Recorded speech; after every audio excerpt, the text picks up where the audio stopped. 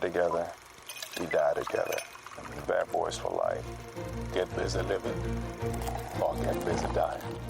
You ain't first, last. Are you not entertained? Are you not entertained?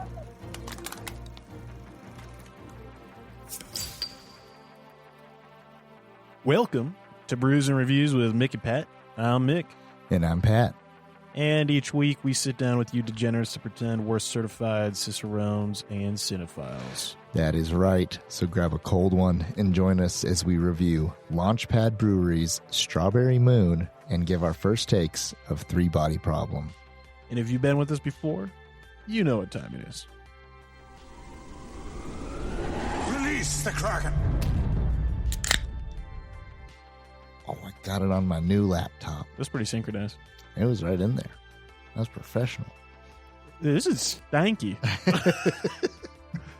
I don't know what I expected a strawberry shortcake beer to smell like, but that's stinky, dude. And no, I don't know if I'm actually excited for the flavor we're about to drink, but I am excited about the way the can looks. I like, I think it's not Breckenridge Brewery. Maybe it is Breckenridge Brewery. The one who does the Christmas ale. Yeah. They have a strawberry shortcake blonde. Oh, really? Yeah. Yep. Billie Jean really likes it a lot. I mean, I like it a lot too, but Billie Jean It is strawberry colored coming out of there. When it settles in, it's strawberry colored for sure. And the it's a strawberry shortcake blonde. So that's a lot of all three of those things are kind of, it sounds like a birthday cake or something, you know. Mm-hmm. But on this can, we have, it's a black can. Matte black? Actually, yeah, it's a little matte black can, which has been grabbing our attention, at least mine personally, ever since we've been on the True Brewery kick. It's a matte black background. Yep, matte black background. There's a lot of verbiage on here. What's going on here? We've got the main icon. We've got this blood red moon with some mountains in the moon and a lake shore. I like it. It's a little, it's like True Brewing adjacent. You know, it's like I'm leaning off. I wonder if they were like, hey guys, like you see those guys over in West Denver and what they're doing with their beer? We should do the same marketing. Yep. Because, I mean, that could be like a, probably not, I don't know, that could be a metal. Oh, yeah. The only reason I don't think it's true is because it's too big. Yep. But if it was less, you know, if it was a little bit more tempered, I would be like, oh yeah, that's Blood Moon. True Brewing's Blood Moon. Yep. It would blend right in there, especially, for sure. Especially with the tasteful silvery moon. Yeah. Rim and the bluish teal lake reflection. Yep. Which I know people don't probably care that much about, but I mean, I really do respect it because it really is what makes me. I will not pick up a can if I think the logo looks too silly or cheap. Especially like this was, I think, $16 for. You know, 4 beers. Yeah. Right. They're tall boys, but still $16. So it's like, you're not supposed to judge a book by its title, but you kind of do. Bro, dude, there are like, I know Funkworks makes good beer. Yeah. Right. But there have been some Funkworks labels that I've seen. I won't drink that. There was one that was called like Fruity Pebbles Bubblegum Sour. And I was like, I'm not picking that beer up. Like for $14.99 for a 4-pack, and like it has that name and label. Like, no, I'm not touching it. So maybe I'm a Scrooge, but I just don't want to drink Fruity Pebbles milk bubblegum flavored beer. Okay? Right. It sounds a little gnarly. Sounds a little bit like too much is going on. Sounds like Jewel. You know, they're trying to market to the youths with that one. It sounds like if you wanted to drink that, you just have that instead. Exactly. But we got on the top, it says, #craft beer is sour rocket fuel. Is our rocket fuel. I was reading it, is sour rocket fuel. I get it now. Is our rocket fuel. Yeah. I was misreading that. I was confused. Craft beer is our rocket fuel. Launchpad Brewery Aurora, Colorado. And then they got Aurora, Colorado, Earth, Orion Arm, Milky Way Galaxy. So for the address, they really getting specific. Just in case any of those of you out there listening beyond. In case there's any Trisolorans. Yeah. Need to try some of this Strawberry Moon. You know where to find them. And these guys, they were founded end of 2014 and really got started 2015.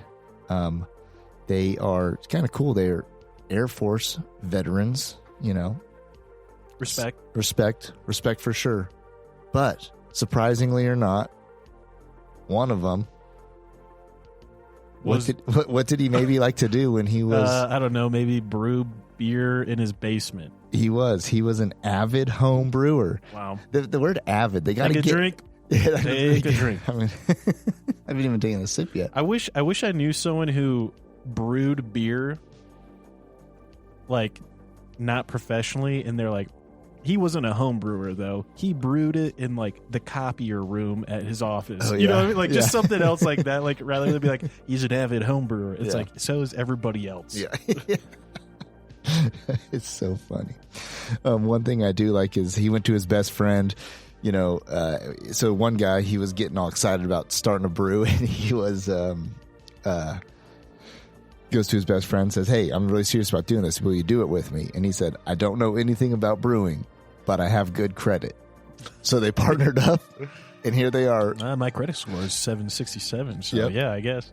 So almost 10 years later, and they're still doing it. So, these guys out of Aurora, Colorado, like I said, they've got a tap room there. You can check them out, go in and try all their different things.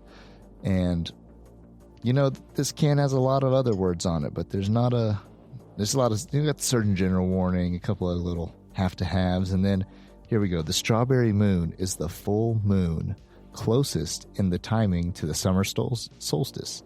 Its name is based on the fruit's growing season, not its actual color, which may vary. I didn't know that. But there you go. The Strawberry Moon. So... astronauts recycle their urine. You can recycle this can. Some good little clever things on here. I like it. Some good effort going on. So I haven't really had a real good sip of this thing yet. Okay. All right. Well, while you take your first sip. I've been to the tap room for Launchpad Brewery down in Aurora, Colorado, and I gotta say, it was a really cool vibe, and it was almost exactly the same layout as like Zwei. Felt like it was like 1-to-1 with Zwei Brewing's layout. So, if you get a chance, though, it's pretty cool. It's pretty loud, but it's homely, small bar stool area. And I've definitely had other beers of theirs that I liked and thought was fine. It was convenient because I was working. It was my first job out of college, and I was working as an armed contractor, and they put us up in a hotel down in Denver to stay in while we did our training. And the Launchpad Brewing's tap room was just right across the street from my hotel. It was awesome. So I just like walked over and just had beers and I walked back. So anyways though, let's do the push it through your teeth test. I'm ready. You ready for that? All right. So I'll describe it while Pat follows along and all of you out there follow along, and then I'll do it myself. But yeah, you take a tablespoon amount into your mouth, into your gullet, and let it roll over all of your taste buds. Let it roll down the side of your tongue and get under your tongue, and then swish it from side to side through your molars.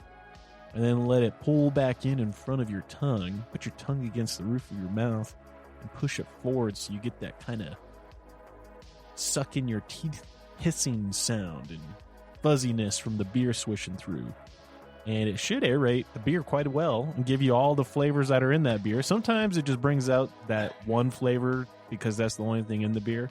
Other times it really brings out the kind of 2 or 3 hidden notes. And I gotta say, Pat, I'm concerned to do it because of your expression. Well, you may have made a similar one earlier too. Now you know, I'm not sure.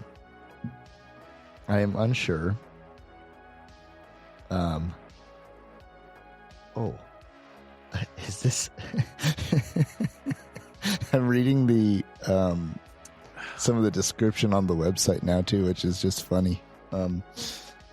I didn't know that this was supposed to be in beer. When was this canned? It says something 2023. 7/20/2023. Okay, so this was canned September. 7. Geez, July. Yeah. Oh my gosh. Okay, so it's this canned is back in old. July. It's old. It tastes like Old. It tastes like fucking bubble gum, dude. Like it tastes like bubble gum gas in a liquid form. I bet you. So you know how they pump the bubble gum flavored gas through the dentist to knock you out. Mm-hmm. I bet before that thing is turned into a gas, Mm-hmm. if you just popped open the tank and just took a sip out of it, it'd taste like this. Mm-hmm. Well, here's the other things, which I don't know if this has anything to do with dairy or not, or if we should drink the rest of this beer, but it's been fermented, so it should be fine. But so on their website, because it makes sense, so they brew this during the strawberry moon, I guess, which is in the summer solstice, which we just hit the spring, winter solstice. So it's like there's spring solstice, so we're a ways off from from when it was brewed. Well, we're actually closer to the next one. Yeah, so the next batch. Anyways, it says bold American blonde ale with strawberries, lactose, and vanilla beans. The middle ingredient is concerning to me. Why lactose? Why use that? Because I mean, lactose is a. And what is lactose? Well, lactose. But I know what it is, but it's like a gluten. But like, why did? So it's something for the bacteria to feed on, right? Ferment. Does he use that instead of yeast in a beer? Is that a thing? We might need Craig to look that up for us. It's been a while since he's done anything around here. But anyway, so in my mind, I just think now my stomach hurts because I'm thinking I'm drinking milk beer from last July. You know, I've never minded like milk bread or like milk cocktails. Like what's that one with vodka and milk? It's called like a White Russian. White Russian, yeah. I mean, like it was okay. I don't think like vodka milk on its own is good, but like you mix in some sweet stuff and creamers or whatever. But milk and beer, not sure. I'm down with that. But I mean, I see people mentioning for, doing it on for like bread and other baking things, oat milk and yeast. I haven't seen anyone here talking about doing it for beer, and I wonder if there's a reason. Firestone Walker says brewers use lactose to add sweetness and a thicker mouthfeel to beers because it's a sugar that brewing yeast can't ferment. So, lactose is primarily used in stouts. Also, lactose is non-fermentable. Okay. What does that mean? Does that mean that is that a good or bad thing for us to keep putting it in our stomach? You know what I'm saying? Dude, we're about to get the runs right during this episode. Well, that's a whole other thing that, oh my gosh, all right. Well, okay, I'm going to take 2 more sips and I'm ready to rate this thing. But, but it's a little skewed on what it... Yeah. Oh, bro, dude. That's crazy how we both are immediately... I'm going to try to give it, I'm trying to give it the benefit of the doubt here. Mm-hmm. I always tell people if you don't like a sour, you got to give those 3 sips. You got to give a sour beer 3 sips before you write it off. Mm-hmm. It's very sweet. It tastes like bubble gum. It's very sweet and very old. That is what I'm tasting. It tastes like bubble old gum. Sweetness. Yeah. Oh man, dude. That sucks. Might have a like. So there's only been. I'll give my review right now. That sucks balls. There's only been. This will now be the second beer that doesn't get finished on the show. Yeah. There's only one other one that didn't get finished that you didn't finish, which was the Nightmare Fuel. And you finished it, but you didn't have a second. I didn't have a second, but I finished the first, and so I'm probably not going to drink the rest of this beer. I'm not going to drink it. I can't, dude. There's no. So here's it's insane. Are we calling are we calling it fair, or are we like, for when it was canned? Is this what it tastes like all the time? Are we like for Rocket Lab? Bro, we didn't give anyone benefit of the doubt when we did the kombuchas. They were like over a year old. That's true. That's true. So as it stands, I'm giving this beer in my hand. I'm giving it 2 thumbs down. Oh, dude, for sure. But 2 thumbs down, bro. I mean, way down. I wouldn't give this to someone who was thirsty, dying of thirst. I'd be like, it's better to just die, bro. It's given me so things in it that smell familiar to something like the kombucha, or just the old. It's the dentist bubblegum gas, bro. Don't you remember? Did you ever have the dentist put you to sleep with the laughing gas or whatever? Yep, it is like that. But I'm saying also to some beers we've had on the show, like just some of the I ain't never smelled beer that smelled like bubblegum on this show. It's not the bubblegum. It's something that underlined beneath you think it. You smell something else in there? It literally smells like bubblegum to me. Close your eyes and think of Nightmare Fuel.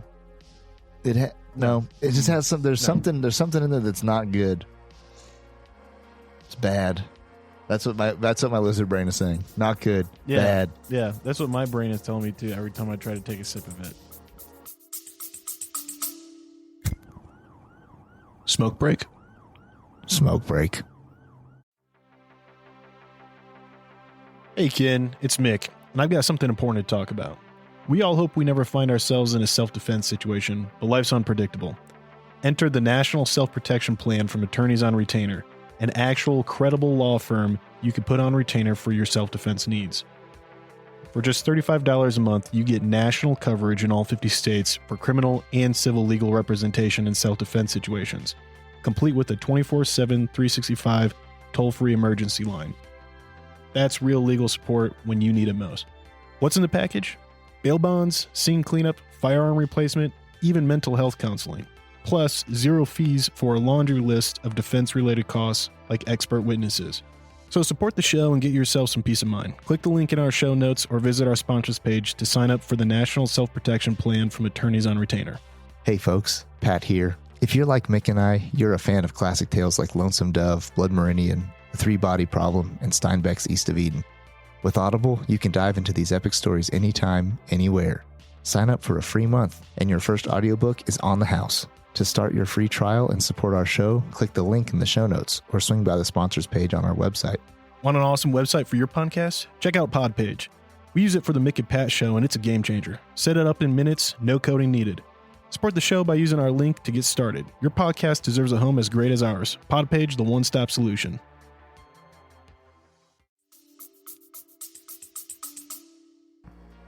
All right. Tonight's show brought to you by Liquid Death. No, just kidding. No, for real, honestly. Liquid Death, Mango Chainsaw, and Armless Palmer as our backup beverages. Wow. All right. So, Rocket Pad Brewery. We're going to give it another shot. The brewery, not the beer. Sure, yeah. If this came out of the tap on a summer night when it had just been brewed, maybe it'd get a 0. 0 thumb. Most likely would get a 1 thumb down. But at the moment, this can of beer gets 2 thumbs down from us. You can't have fucking... Sorry. Apologize for my profanity. You can't have bubblegum flavored beer. What the hell is that, dude? It's It doesn't taste at all what they're going for. Let alone... Like, if it had the same artificial strawberry shortcake taste as like a strawberry shortcake ice cream bar, then I'd be like, okay, weird, but not what I want. Yeah. But at least you're close, right? This tastes nothing like an actual strawberry shortcake. It doesn't even taste like a blonde beer. Yeah. Like, I can't think of a single blonde beer I've had that's had this flavor. You gotta imagine it's. I mean, I want to give them benefit of the doubt because I've had their beer before, and I can't tell you the beer I liked. You know, it was years ago, right? But man, I don't remember any of the beer being this bad. Mm-hmm. So, hey, if you guys want to send us another beer review for some of the fresh, we're always about it. Oof, man, rough start. Alrighty, but. Oh, it's a good transition. Let's just transition now into three-body problem. Three-body. Because I will say, I picked this can for the three-body problem. Yeah, no, it looks like the, kind of graphic novelization of what's described in the book and the show as a Red Coast project, right? Exactly. Like, it looks like, something you'd see in communist-occupied China when Yao Hinjie reaches out to a whole nother civilization. Mm-hmm. And I guess I should just say this, too. Since you and I listened to the book for Three Body, y'all should prepare yourself for mild spoilers for both. Yep. Because we're going to be going over the first episode, and holy shit, dude, does the first episode, we're providing our first takes. Mm-hmm. The first episode really does, blaze past the first third of the book. Mm-hmm. I think, you know what I mean? Like, I genuinely think about how much was in the first third of the book, and it's just like, oh wow, already? Okay, I think the show's been on for 5 minutes, and we're that's within the first 50, 60 pages of the book, Right. So, but anyways, Three Body Problem.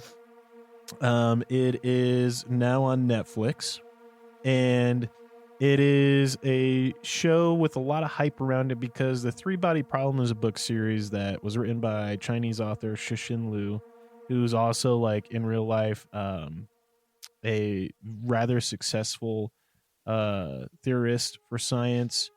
And I think he's got the actual title of astrophysics theorist. I think is what his true doctorate PhD title is or whatever. But yeah, Cixin Liu wrote the first book, The Three Body Problem. I think it was originally in China just called Three Body, and it was in 2008, and it was one of Barack Obama's favorite books that he's ever read. Really? And that was one of the number one endorsements. Yeah, if you see on the cover of any of the books before the Netflix adaptation was being made, it used to just say one of the most imaginative books I've ever read, Barack Obama. That's pretty legit. Yeah, no, he recommended it while he was in office for people to read, which was pretty whack, dude. Or scary. Yeah, I don't know if that's cool or scary. Prepare. Yeah. We must prepare for our Lord. But anyways, the Three Body Problem is a very high conceptual sci-fi science fiction, but very grounded in real science today. So it's not like Star Wars where you suspend a lot of disbelief. Everything is almost boringly described at points in the book in excruciatingly scientific detail, whereas for me listening to it, I thoroughly enjoyed that because I felt like I was learning from an actually decent educator.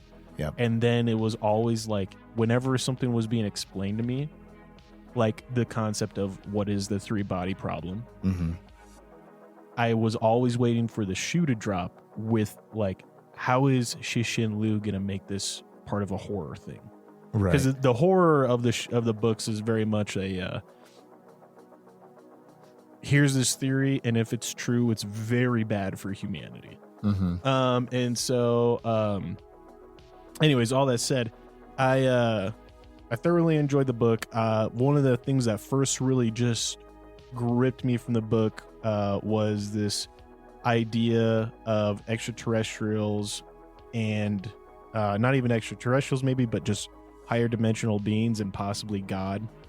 And it was and we talked about it on the podcast before, but it was the farmer analogy and the shooter analogy in regard, or sorry, the theory of the farmer and the shooter in regards to who we are in our place in the universe. And the rest of that I won't get into because we're just doing a first take on the show, but I was just kind of surprised of like some of the things that the show got to in the first episode and what it didn't address, and it seems like they're really moving quickly through the first book because I think they're going to try to introduce plot lines from the second and third book. Because the book series has things that take place in each book at correlating times. So all that said, I think it's going to be a very complex series. If you liked Game of Thrones and the complexity of Game of Thrones and a lot of different characters and timelines, you might enjoy this.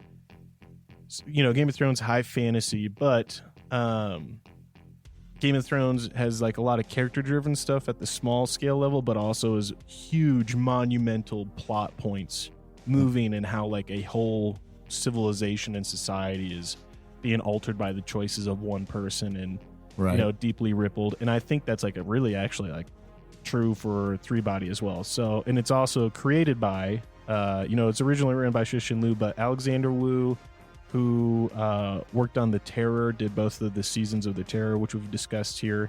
And then D.B. Weiss and David Benioff of Game of Thrones fame. They totally dropped the ball, but they they did really good in the beginning adapting the work. And it seems like these guys are always usually pretty good at directing and writing when they're adopting source material. It seems like they really aren't that great at concluding things or wrapping things up when the source material is not there for them to work off of. But all that said,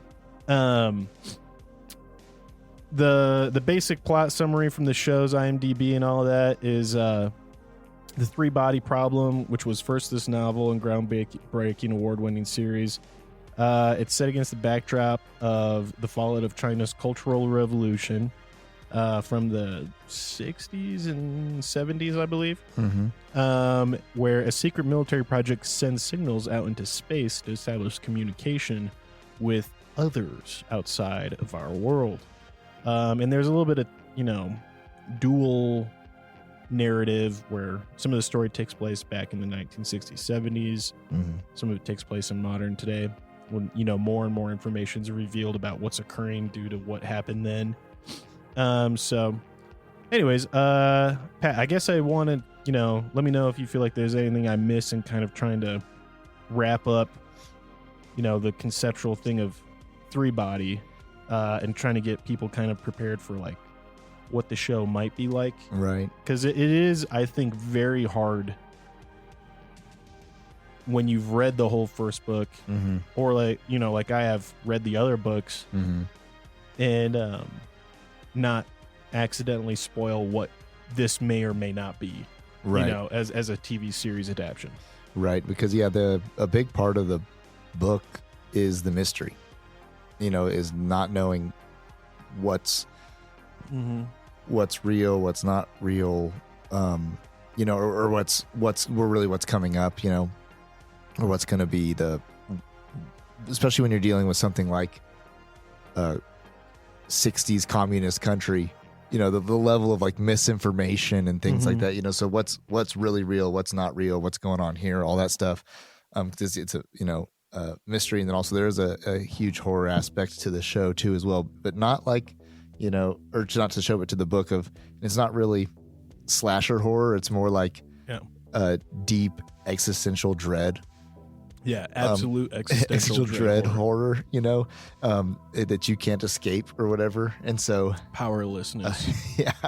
Extreme powerlessness. And so I think that the book I don't think I could have read the book.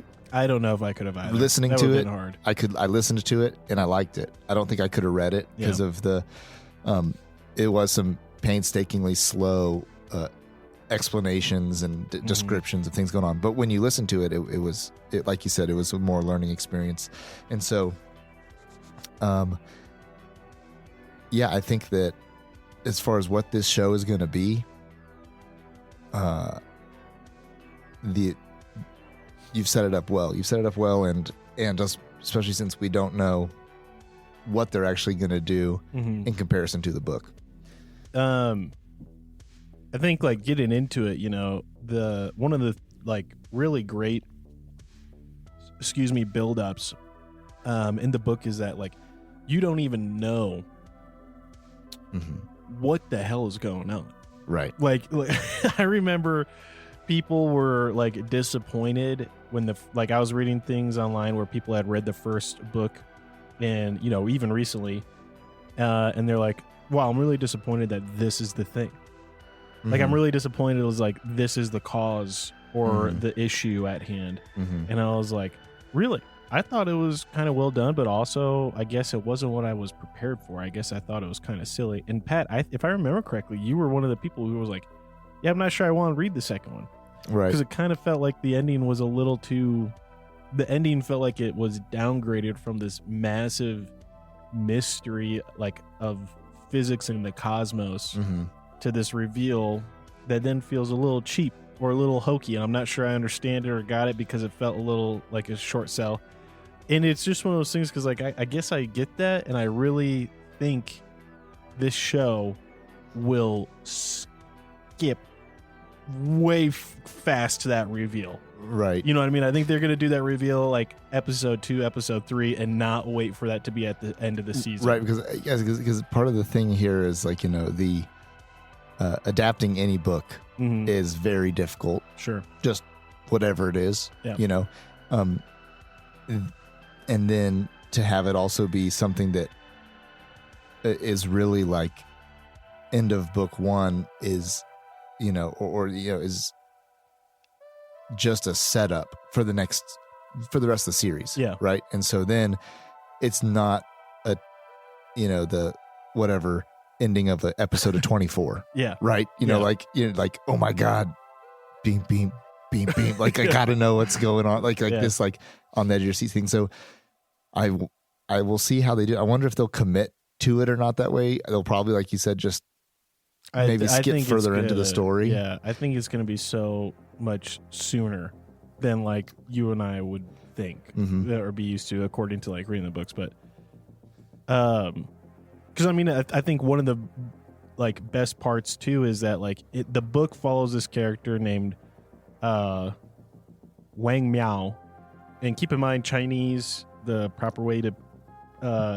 introduce someone is, or just talk about someone is their surname first and then their their surname first and then their first name. So like Yao Wen Jie, her first name is Wen Jie, last name Ya. Wang Miao, last name Wang, first name Miao.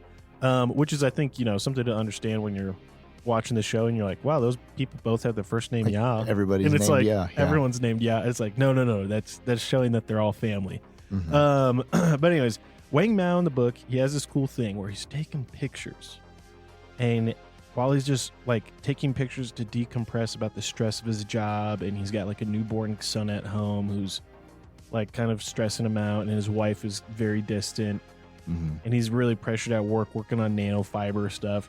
He's just taking pictures on this nice camera with old film, and as he's developing them, he starts seeing just so faintly little timestamp numbers in the center of the footage, or in the center of the pictures as he's like air drying them out and processing them. And then he notices like when he takes a picture with a dark background, they're illuminated, and with a light background, they're dark. And he's like, oh my gosh, wait a second. He starts patterning them up, and he realizes it's not just timestamp, it's a countdown. And it's not a timestamp of the camera, because this is an analog film camera. It doesn't imprint the timestamp on anything. And as he's starting to get like obsessed with trying to figure out where this timestamp's coming up from, eventually it just burns into his eyes. And he just sees, no matter where he looks, a countdown.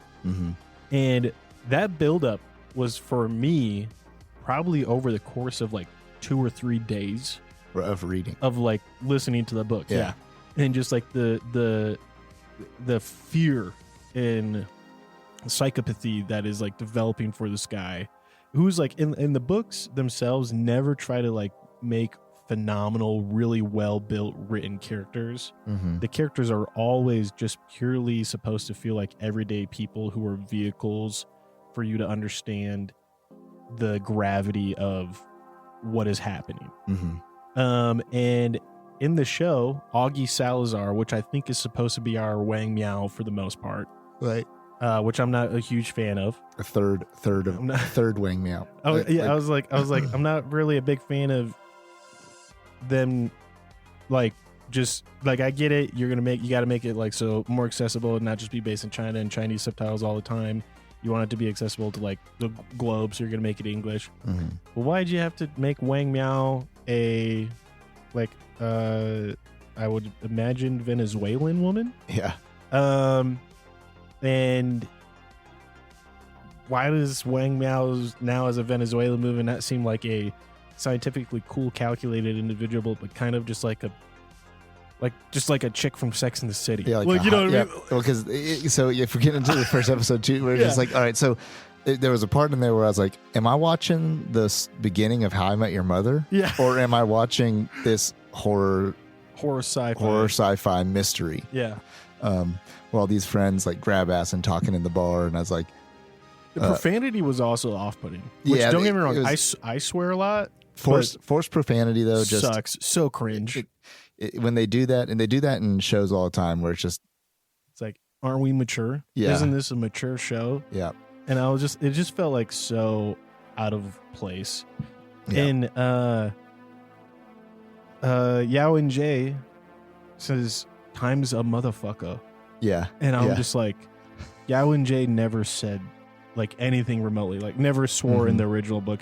She was always like this kind of like android, cool, calculated person. Yeah. I don't think like old physicists cuss that much. They might, but they may be, but at the same time, like, I just don't think they do the same as like a couple of like co-eds, or whatever. Exactly. Like, and so, it just felt like sloppy.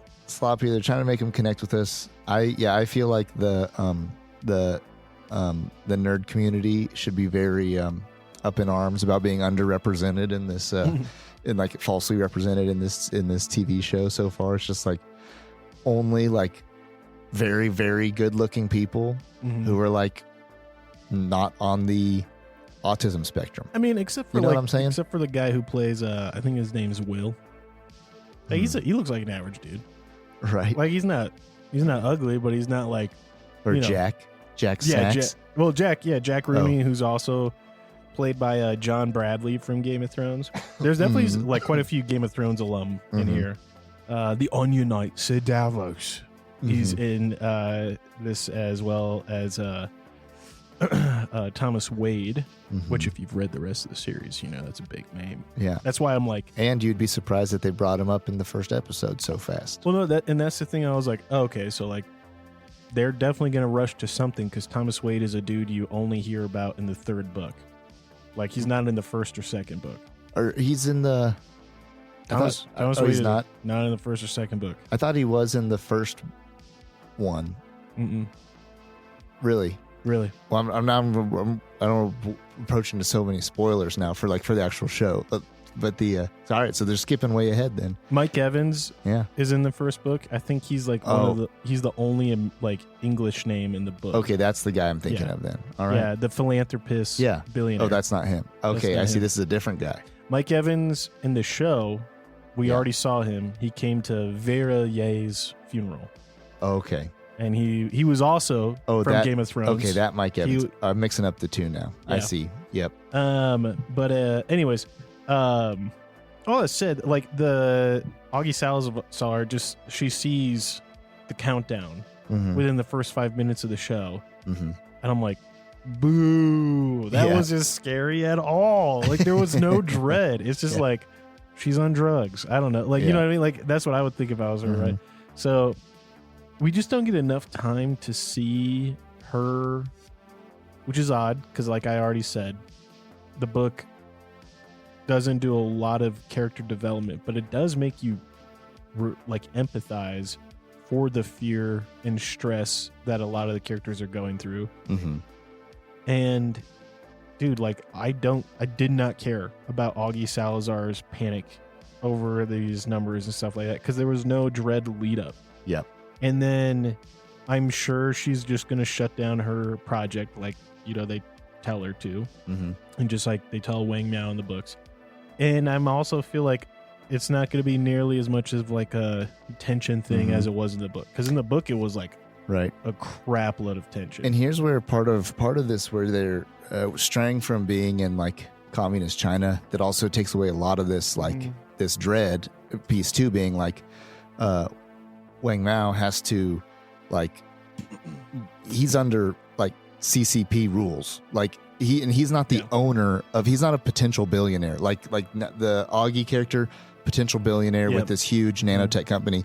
He's just, she can file a harassment thing. She can file a, like, anti-woman workplace infringement. Right. Or also she can like just liquidate and say sorry to her investors and like see you later. Whereas like this other dude, like he's poor, lives in an apartment, like, and like he's being forced to shut something down that's really like, he's not supposed to shut it down. He doesn't have the control to shut it down. Exactly. Yeah. But he has to make it shut down. And so there's this like this underlying thing. And the opening of the show was actually, I thought, really done well to be like set the stage of communist China, where the opening scene is where just like in the book, where there's a big rally going on, and you see just the killing scientists. Yeah, the insanity of what it's like to be in a full mob mentality governed by, basically, a fully godless group who's just all eyes straight to the state and like all allegiance to the state. And so now they've moved this story into like the free market world, where it's just like, so like Elon Musk is like, I'll just go start a different company, or I'll do whatever. So like there's a big part of the whole like internal anxiety and dread is foundationally based upon the fact that this is communist China. And so like what you do, what you say, and all that stuff is being monitored. It's being there's secret police, there's people who have control over you that you don't have any control anyways. So and to go bigger picture here, where we were talking earlier about where the show shows how much control, or how nobody has control or major impact by looking at the whole big three of all the three books, because they're really just using individuals to move the story forward versus build characters.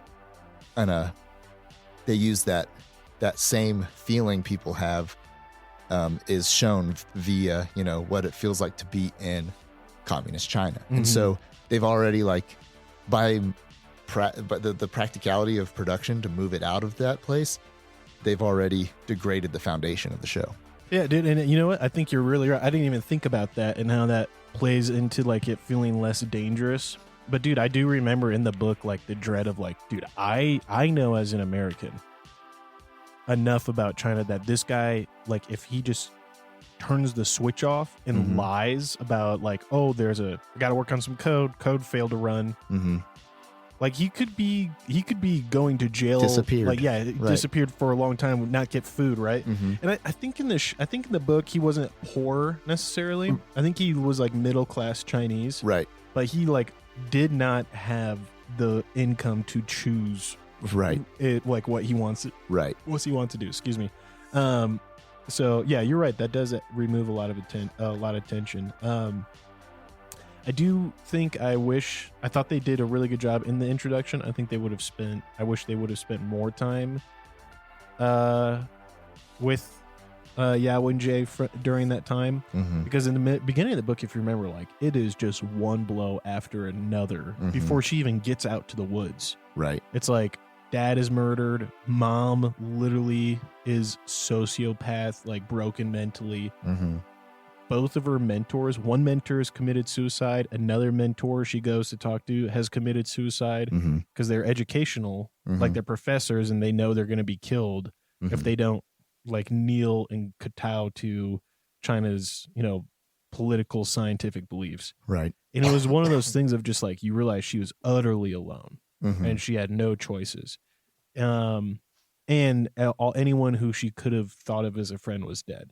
Right. So I just wish they would have had those in there to some degree, just to show, like, because that's the thing with like when Yao Wenjie does what she does, you understand why, right? Because you're like, she's seen Right. the most darkest, wretched, vile, selfish part of humanity for the last probably 10, 15 years. And she is yet to find another person that she trusts and puts her faith in. You know what I mean? Yeah. And so I guess like that's why like I wish they would have had more and more and more and like stack it up, because you're supposed to I think feel like what Yao and Jay ends up doing in the book is evil or wrong, right. But you understand that like the reason why she has no faith in humanity anymore.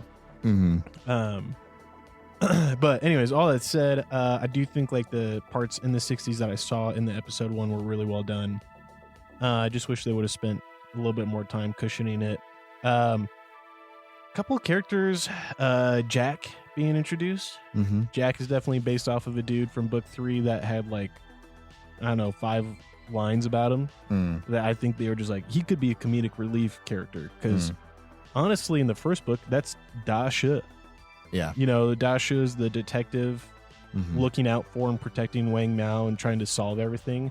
And Da Shi honestly is like the reason I think the first book works so well. Yeah. Is because he's you. He's you, the reader. Yeah. Like he is your shoe into this world of like, I don't know what's going on. And you know what? The world is so effed up as it is. I don't care, because every day there's a new person saying this is the end of the world, leading a cult and doing evil things. But every day regular people like me have to wake up and stop them to protect the other regular people. And he's just like a chain smoking alcoholic, just comedic cop in China. Yeah. And like I just love him, bro. Like so I'm kind of a little bummed that they didn't, instead of having and giving Benedict Wong's character the opportunity to just be Da Shi and be you know, darkly comedic detective. He just seems like a washed up detective, but it doesn't seem like he gets to say anything funny yet. Right. Or do anything funny. And I think that's because they're going to have Jack Rooney be the comedic relief. Right. And then they'll go with kind of like cheap, poorly written stuff. Just it's like kind of funny or not even actually applies to the show. Whereas like the Da Shi character really is, you know, a huge pivotal character of the first book. And I think, and you don't even know that much about him in the first book. You're just like, this guy is me. He's reacting how I'd react. Yep. And I do think he's the best cast person in the show. Like I'm like when I saw him, I was like, that's that guy. That's Da Shi right there. Like, and I was like, so we'll see if they also develop his character into like what it could be. Yeah. I don't know that they will. And so, you know, all right, this first episode, not in comparison to the book, as a TV show, just as a pulled out piece of media. It's so hard to like you separate. Know, do you think what I mean? Do you think it's good TV? I think it's better than any. I think it's better than any of the episodes after the first one of Night Country. Maybe, yeah. Okay, all right. Let me ask you this. All right, no, let's just settle it out. Would you rather watch this episode or the 2nd through 6th episode of Night Country again? Again? Like you just get to, right? Like yeah, all of them? not all of them, but all just right. like you don't know. It's a grab bag. You might watch episode 5 again. You might. Right. I'd say no. I'd say I agree with you. Yeah. That, okay. You know, in this sense, you know, that it is. It has more guts to it, or it has more. It's easier to follow, even though it's mystery, and it's not just a cluster, like you know, like like Night Country was, and so you know, I think that it's probably as a piece of just a show.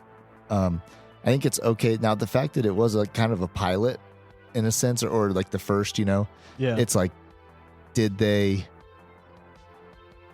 do it as good as a pilot can be with like grabbing audience, grabbing like wonderment and all this stuff? And I think they tried to at the end of it with like, you know, the universe winking at them. But which I don't also know. Just felt way too early for that. Yeah. Because that was like a thing that was like halfway in the book. You know what I mean? Right. And that just felt like it was too early. I don't know. Yep. It also didn't look that good. It did, dude. It looked really bad. It looked like so phoned in. It was like just full on and off. I couldn't tell the editing on that. Yeah, the guy really did just like on the editing floor was like, so just turn the sky on and off. Okay. And I was like, those shouldn't seem like they're in front of the clouds, but they do. Whenever he turned it, like whenever they were blinking back on. Right. I was like, the stars look like they're in front of the clouds rather than behind them, which makes no sense. Yep. Yeah. Here's the thing. It's like, I know Three Body. Right. I also know that I really wasn't hooked in the beginning of Three Body until they got to the, it's not the theory, it's the parable. Not the parable. Yeah. Is it the parable of the farmer and the parable of the shooter? Yeah. Yeah. Once I heard those was when I was hooked. Right. Which is just sad because I don't think at this point they're going to introduce those. Right. And I always thought those were like the hook that reels you in. Like if you get through the first, I don't know, 30 minutes of that book, you're rewarded with like this idea and this idea of how that's kind of scary. Yeah. And that's kind of what keeps you ready, like going for the rest, I think. That's like what reels you in. And I just don't know what that's going to be in the show. And that's why I don't know, looking at this thing as a whole, I don't know if this show can be successful because of they're going to force it for TV versus like, I think an audience would be happy to watch something that made them think, engage them intellectually, which is what Three Body is. Three Body's not action thriller shoot 'em up. It's not a like we've already said multiple times, it's not following the depth of these characters and their storylines. It's something that makes you think way bigger than yourself and it makes you wonder. I'm not wondering at this point. And so yeah, and I genuinely think though that like it could be pretty good. I think it could be pretty good because my belief is that the end of the first book happens in like episode 6, maybe episode 5 of this season, because of the characters that they've already introduced that are definitely from the second book or based on characters from the second or third book. Right. And I'm like, all right, like, how would you, well, okay, yeah, so I know what events those people are a part of that would happen relatively at the same time of the events of the first book.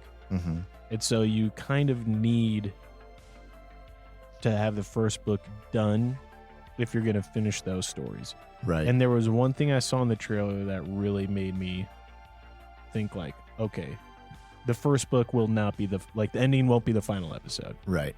And it's what's called their staircase project, which was a big deal in the third book. It's kind of the crux of the whole third book. And so all that said, I liked it. I really did think like to myself, this is okay. Right. Like it's not how I would have done it. It's not how I wanted it to be, but I see the approach they're going in and I'm okay with it. Yeah. I do think the Augie Salazar character played by whatever her name is. Did you put her name in there here? Isa Gonzalez. Isa Gonzalez, yep. Man, I just feel bad, but like I'm just gonna be honest. Like I think she got cast because she's hot. Yeah. I just think she just got cast because she looks like a taller and kind of more tan Ana de Armas. And I don't think she got cast because she acts really well. And that's what I think that the scenes from the 60s were all, while we wanted more time there, those were done really well. They were done excellent. Those were awesome. Also, that was cinematic. The Chinese just sounded good. Yeah. Like it sounded not like English people speaking Chinese. It sounded like, dude, those are Chinese actors. Yeah. And it's dreadful. Yeah. Like you see it and you're like, oh my gosh, that sucks. Yep. And I think that I think an audience too would forgive, like, you know, where when the lazy way to get around doing language is like the first 5 sentences of exchange Yeah. are in the language, Or and then they just shift to English, right? well, or you do the it was a great miniseries, one season, Chernobyl, where everyone in Chernobyl is a Russian or Eastern European. Yep. But they actually just all have English accents. Right. Like, and that was the idea, is like everyone is just going to speak like a Cockney English accent appropriate to the time period. Right. Rather than us trying to do like everyone speaking Russian. And it was weird, like even like the, like civilians or in like privates in the military just were English people. Right. None of them had like a Eastern European accent, which, I just thought was like, okay, like I was like, I get it. This is supposed to be like the direct, like transliteration. Right. If we were speaking it right. So all that said though, I think that could have worked. I think though the quota wouldn't have met, because you look at that spread, and you got the I think she's Chinese. I think Jin is Chinese, supposed to be Chinese. I don't know if they changed her yet, but you got her and her Indian boyfriend, and then you have Isa Gonzalez as Augie Salazar. And then you have what's his name? Saul. Holvin Adup as Yep. a black American in Oxford, England. Yep. And then you have I guess you got your two white guys. But neither of them are very intimidating, or they aren't gonna like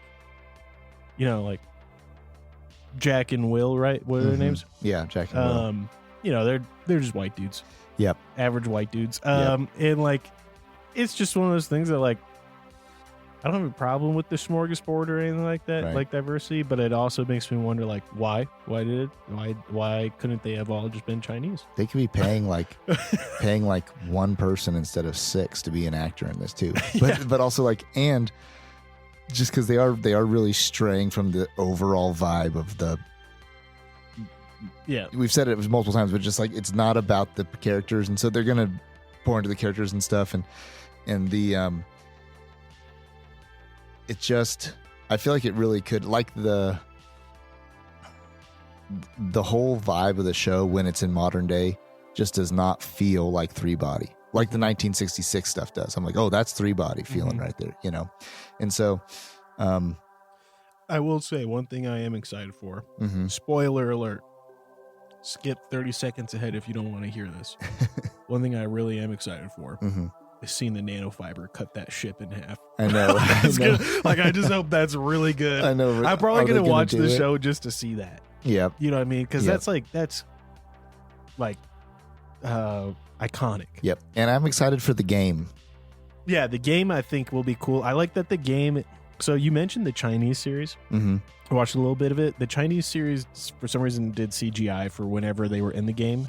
Like, they were just, rather than looking ultra realistic people, they were just CGI people. Oh yeah. It was all right.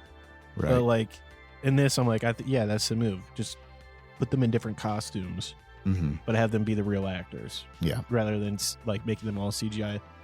One thing that Billie Jean said that I'm going to be paying attention to though, is that she thinks there's a lot of dubbing, like people messed up their lines or something. And she swears that the Isa Gonzalez's character,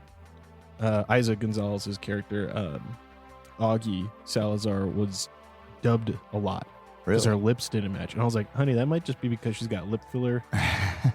And she was like, no, dude, like they're dubbing her voice, like over recording it. And so I'm wondering where else they would have done that, or where is she from? Did her accent not stick? Like she didn't keep her British accent. Yeah, because she's a Mexican actress and singer. Oh, gotcha. Born in Mexico City. So I wonder if her they might have had a dubber voice. Yeah. We'll see. We'll be looking out for that. Sure. But all right, let's decide how you feel. I'm gonna give it a thumb up of like give it a shot. Yeah. Worth checking out. Yep. What is it? 8 episode. Is it 8? Season, something like that. Yeah. So yeah, I'm gonna watch them. I'm gonna keep watching it at this point, and then I think it's got a thumb up as well, for me. And I think that there's always a book's never going to be adapted to the satisfaction of fans. And then especially a book like this is very hard to, if you don't really stick to certain parts of it. And so I think that I'm just going to take it for what it is, and we'll see, also the guys who did Game of Thrones, David and D.B. Weiss, like, let's see if they pull out some of their magic or not, on the things of Game of Thrones that did keep us like gripped into that show and wanting to watch the next episode and like, oh my God, I cannot believe that just happened type of stuff. Yeah, some red weddings. Yeah, exactly. Those sorts of things. So we'll see what they, where that goes. And I'm going to keep watching it. Are we going to do episode by episode on this show? Nah. No. And will we do a full season review? Maybe. I'm on a maybe for that, I mean, yeah, it just depends. Like if it's better than The Night Agent, then yeah. Which I think it will be. I'll be honest. Like The Night Agent was just so mediocre. Uh-huh. Like, okay, I'm not going to do a full season review of that or Reacher. Right. Mm-hmm. Like they're very mediocre shows that have like the purpose of them is to like be able to watch them without looking at them. You're like working on your computer or eating food or talking, and the show's on, and you don't miss anything important because it's that kind of show. Right. So if it's better than those, then like I'd be down. I guess also too if it's just like if it pulls it off, Right. And here's my thing is like my hope is that if I am right and they're introducing all these plots early on from the other books, my hope, Pat, is that it gets you. If I say I'm going to have to start reading the other book before I finish the show. Do you remember what I told you, though, about book 2 and book 3? Some. I do. Like, I guess just they are the story. Right. Book 2 and 3 are the story. Book 1 is just like, we got to set it up. And book 1, when I think about it, I don't even think of book 1 as the 3-body problem, as like the book series. Yeah. Book 1 to me is honestly just like book 1's the prologue. Hobbit. It really does feel like that. Like when you think about like the scale of the other books and like everything that goes on. And so that's why I will be excited for this, because they already said they greenlit it for season 2. Okay. So it's being worked on right now as we speak. All right. Which that stuff is what I'm excited for. Like there is some stuff from those books that I'm like, good luck trying to putting put this that onto screen. Yeah. Anyways, all right, cool. Well, hey folks, check it out. Definitely skip the strawberry shortcake beer from Launchpad Brewing, but check out the first episode of 3-Body. I'll say this: it didn't feel like a lot of science conjecture. It felt pretty, easy to digest and understand as a layman. I don't think anyone will have a hard time with that. It might be a little boring, maybe. It's hard to say, bro, because of the bias of knowing what is to come. Right. But, give it a shot. Let us know your thoughts. Hopefully it turns out to be good. I want it to succeed. I'll say that. I want it to work out. But yeah, Pat, anything else? Till next time. Till next time. Thanks for tuning in. If you love this episode, drop us a review. If you have qualms or comments, leave us a voicemail on our website. While you're there, check out our latest news, merch, and deals from our sponsors. Till next time, Ken.